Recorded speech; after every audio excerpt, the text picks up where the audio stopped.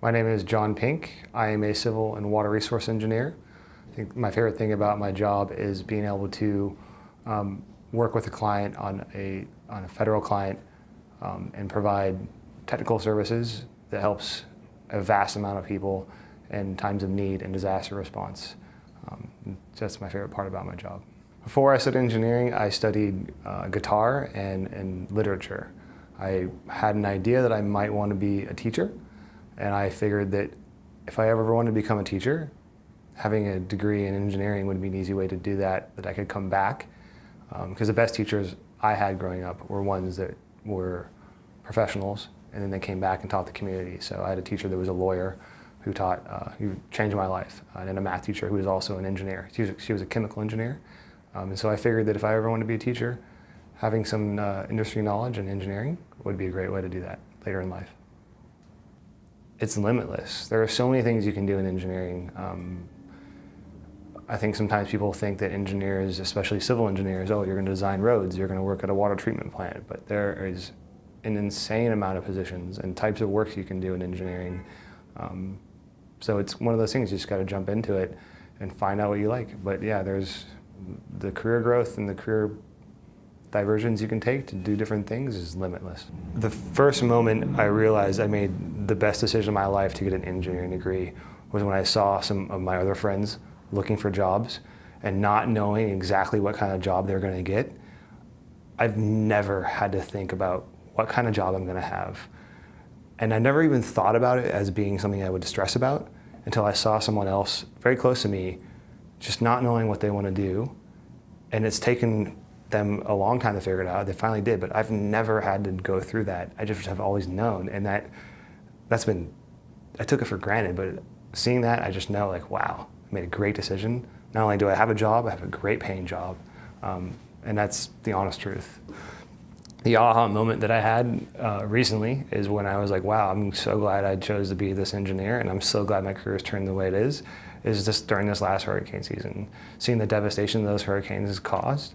And there was one night where I was at headquarters downtown, and it was 11 o'clock at night, and there was a room full of people, and no one was thinking about going home, and we were all getting work done to try to help people in need. And that's when I realized, like, wow, I'm part of something bigger than myself, and that was beautiful. It was so good to know that, and it was like, wow, I'm in the right place, and I'm doing good work for a great cause. So there's that old saying that, you know, to be the change you want to see in the world, and I think engineering provides people with a great platform to do that in terms of getting out and changing the things you see around your community when people are in need, or when you see the environment, or you want to connect people between two towns and a bridge.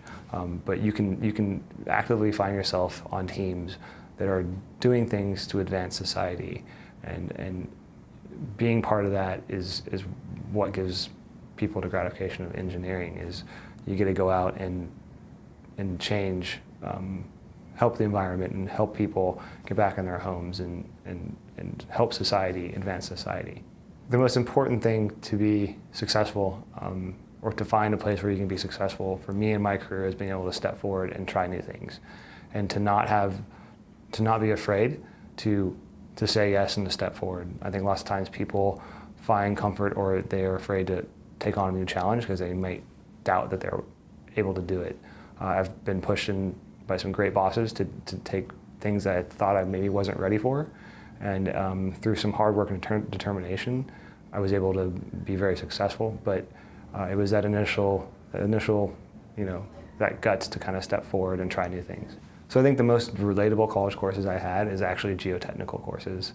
A lot of the stuff I did when I was on mines was just straight out of the books, geotechnical.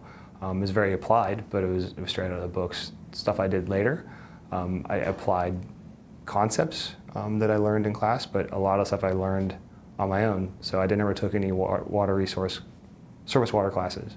I learned all the modeling on my own, but I had the foundation I needed from my basic courses. But I think overwhelmingly, all the geotechnical stuff I did in my first few years was straight out of the books in college.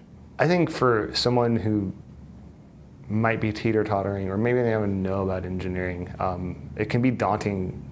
Throughout my whole college career, people would tell me, oh, you're an engineer, you're so smart. And I always want to be like, I'm not smart, I just work hard. and it doesn't take someone who's incredibly smart and knows mathematics. It just takes someone who is willing to put in effort, and that's all it takes. Like, I literally, at times, did every single problem in math books, two math books at a time, just so I could get through a math course. I wasn't the smartest.